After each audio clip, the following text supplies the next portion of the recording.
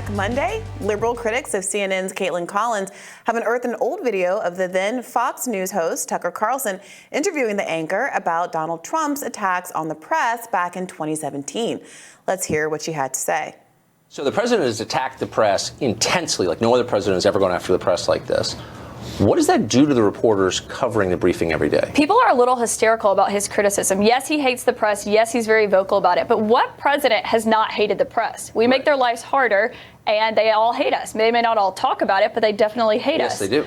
So, but people are taking it really personally, and you shouldn't take the president's criticism personally. It shouldn't affect your reporting, but you can tell when you read the New York Times and CNN that it does affect their reporting, and that's not what should happen. I don't take my cues from the president.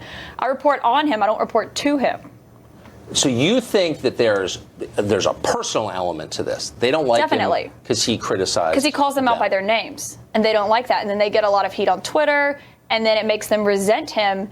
Not for his policies and not for not following through on his campaign promises, but for who he is as a person. And that's not your job. Your job is not to get your feelings hurt. So, Liz, people were having these weird debates after the CNN town hall about whether or not Kaitlan Collins had a bias in one way or the other, or was more or less equipped to do the job, or was not a nasty woman on the basis of her prior politics. Is this video clarifying in any way to you? The video is pretty innocuous. I don't really disagree with it. It makes me miss Tucker Carlson, R.I.P., gone too soon. Not actually. But no, I mean, she didn't say anything particularly wild or fringe. I mean, the fact of the matter is she worked at Daily Caller for a bit. She's had quite a few Fox News hits. I'm not really particularly getting an ultra-conservative vibe in her reporting. And I think if anything, it is to CNN's credit in terms of restoring some credibility with the American people if they have some people who are maybe more moderate or possibly even coming from a conservative background. If you want people who can authentically understand the values and beliefs of the rest of the country, not just half of the country, but 330 million people in this country, then perhaps it makes sense to get people with a little bit more of a conservative pedigree, especially if they're pretty apolitical and moderate now. Yeah, I would love to see more people on CNN and all the channels who not only reflected some real ideological diversity, but also some class diversity, getting some people with some poor working class backgrounds, people who maybe hadn't been to college, people who had not spent their whole lives in a media career would be really elucidating. But to come back to Kaitlan Collins, some people have argued that she was adversarial to Trump from a sort of a liberal person's perspective, arguing that, she has it out for Trump, that she, as Trump put it, was a nasty woman, that she was unfair to him because of some fundamental disagreement, ideological disagreement that you would expect between, say, Donald Trump and your typical liberal-leaning CNN host. But it does seem from her background and from her defense of Trump there, which I think is principled. I do think that she's right that a lot of the critique around Trump criticizing the press was somewhat overblown. But are people then right to say, well, no, you can disagree with what Kaitlan Collins said or how she handled it, but it wasn't an ideological bias that was coming out there, that she is, in fact, is a conservative, and there's diversity, obviously, within the conservative movement, but you can't write her off as simply, a lib who was mad at Trump? What I read it as is a relatively young person sort of being primed to be on the prime time, in the prime time slot. She is pretty young, as we were talking about before we started rolling. I know she's making you feel very old, Brianna. I didn't say that. I said that 31? She felt young, and perhaps that was reflective of a lack of experience. No commentary on my own age there, Liz. No, I mean, she's 31 or 32. She has been on the air for a while, but she's relatively new in terms of being in this type of ultra prominent role. It would seem like CNN is trying to sort of get their bearings and focus specifically on whether or not this is the appropriate strategy coming into this new election. I think they're attempting to, there's been a huge ratings nosedive across lots and lots of the cable news networks, and CNN is trying to figure out how they want to set themselves up. So I'm not sure that any of this is quite as deliberately thought out as people might claim. I am curious about whether they're throwing stuff at the wall, one of those things being Kaitlan Collins, and seeing what sticks and seeing what works. I totally agree with you, actually, to your point about needing more working class people in positions in the media, and how it is probably a good thing that she is from, like, I believe, fairly rural Alabama. I don't know her full background, but I wonder how reporting would change and how media would become more representative of the American people and more relevant to them if we, didn't have college diploma requirements or things like that. It is not clear to me. Journalism used to be sort of considered a trade more than this like white collar profession that it is sort of considered now. What would happen if we reduced some of these barriers to entry and allowed all kinds of people who perhaps have had non-traditional routes and yet can still go out and talk to people and can still go out and do shoe leather reporting? What would happen if we put them on our screens?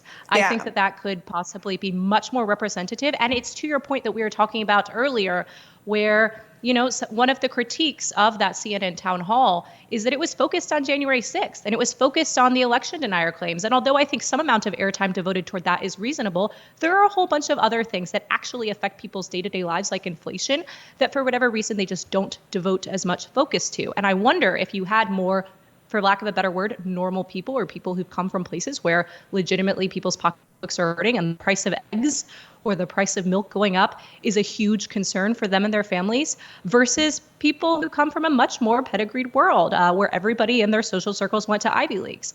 I'm sorry, but I wonder whether that could allow people to get back to the issues. I think that's right. And I think it also, to the extent that this could be a criticism of Kaitlan Collins, there were people in the audience at the town hall that asked those kinds of questions, more economic policy rooted questions that Trump kind of blew through in a way that I think might have been perceived as disrespectful by some viewers who really do want to know the answers to those questions. And Kaitlan Collins could have used that moment to double back and defend the Americans asking questions of their potential president, instead of picking other kinds of battles up on stage. And she could have, to the extent that she was being framed as fundamentally antagonistic to Trump because of her background, wrapping herself in the question of the Trump-leaning voter in the audience could have helped give her more credibility in the context of that as well. I did want to also just follow up and ask on this kind of Kaitlan Collins criticism point. It does seem to me that part of why she's being framed the way she's been framed and why there's this debate about whether or not she's secretly a liberal, et cetera, is because there is this trend, as you've pointed out, of conservatives being on networks like MSNBC and CNN, but only if they are sort of never Trump conservatives. And there does seem to be some ambivalence about having someone who's genuinely representing what I think the main thrust of the Republican Party is right now on those liberal outlets. So I do appreciate critics who say, yeah, sure, she might be a Republican, but she's a Republican in name only, and there's not any real appetite for actually engaging in what Trumpism looks like on those mainstream channels. Do you think that these channels would benefit from having more truly Trump Republicans represented on their panels? I think it's possible, but the real thing that I kind of wish the thrust of this conversation was focused on, or the thrust of a lot of the dialogue is, we saw this a little bit with Michelle Fields. I don't know if you recall that. We saw this a little bit with Megyn Kelly. But it's like whenever there is a prominent female journalist who goes head to head with Trump or interacts with his high level staffers and is in any way either mistreated or in a position where they're supposed to be pushing back on him, it's sort of the actual journalist whose past and record and personality and demeanor sort of become the focus and the fixation of a lot of the media. And this is something, I think we saw this a lot with Megyn Kelly, and I think we're seeing this a lot now. And I'm sort of curious about like, what good does this exactly do? I think to some degree there was the old school of thought in journalism of, you should kind of not make yourself the subject of the story. And to some degree with TV journalists, with anchors and other hosts, like it's a different ballgame to some degree. But it's a little bit odd that there's so much fixation on her as a personality and a fixture within CNN and, trying to sort of speculate what role she will play and what her past was and all these things, as opposed to actually focusing on the political candidate, the person seeking power. Well, I mean, that's precisely because Donald Trump is able to weaponize the crowd's frustration with her and her perception as being a bad faith questioner to his own benefit. And so the question becomes for folks like CNN who might want to put events like this on going forward, how do you guard against that? Do you have to pick a, let's say, older male reporter because they are somewhat more insulated against these kinds of this kind of manipulation by Donald Trump, for better or for worse? Is that fair, or are there strategies, are there takeaways that you can learn from where the exchange between Kaitlan Collins and Donald Trump went awry that can be remedied with anybody, regardless of their gender or age?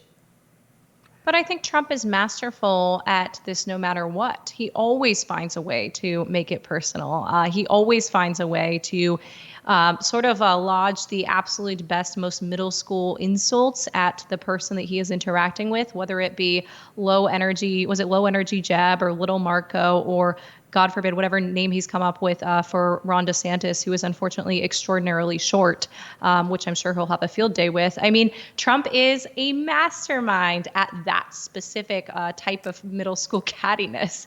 And so I'm not totally sure that there's an actual strategy change that ought to result from this. I think it's predictable. Trump's reaction to Kaitlan Collins is somewhat predictable. I agree it is predictable, but that's, to me, part of the problem, because I don't think that every Trump interview has been bad. And I think there are a number of journalists like Chris Wallace who have been very effective, both with people like Donald Trump and also recently with a great interview with Bernie Sanders, where I think he held him to account for some of his endorsements and positive statements about Joe Biden, which are out of step with his past positions. But this is interesting. This is robust, and I'm curious to see how this is going to play out as folks continue to strategize about how to report on Donald Trump going into the 2024 election season. Stay tuned. We'll have more Rising for you right after this.